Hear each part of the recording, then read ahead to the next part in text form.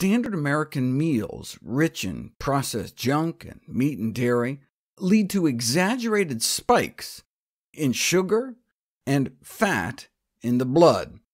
This generates free radicals, and the oxidative stress triggers a biochemical cascade throughout our circulation, damaging proteins in our body, inducing inflammation, crippling our artery function, thickening our blood, and causing a fight-or-flight nerve response.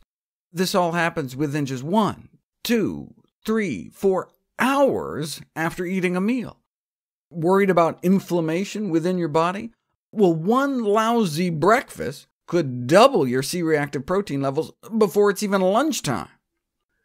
Repeat that 3 times a day, and you could set yourself up for heart disease, though you may not even be aware how bad off you are because your doctor is measuring your blood sugar and fat levels in a fasting state, typically drawing your blood before you've eaten.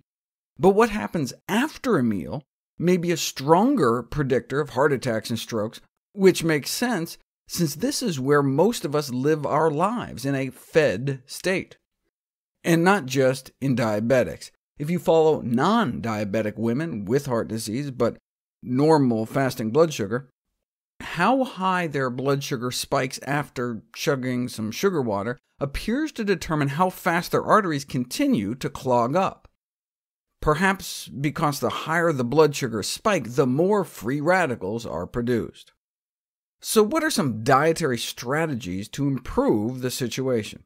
Thankfully, improvements in diet exert profound and immediate favorable changes. What kind of improvements?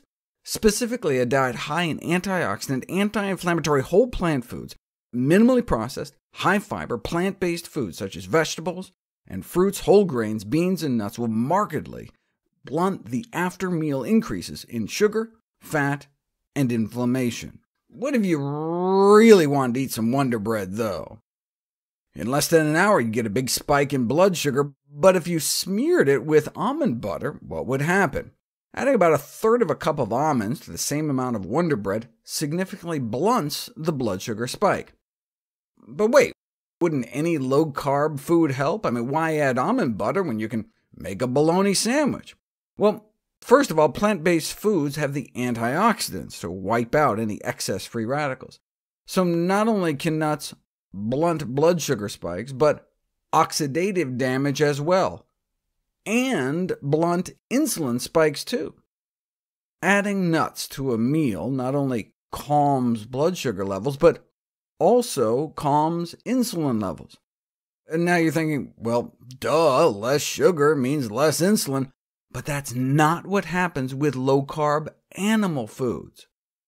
If you add some chicken to white rice, steamed skinless chicken breast, you get a greater insulin spike than just the white rice alone.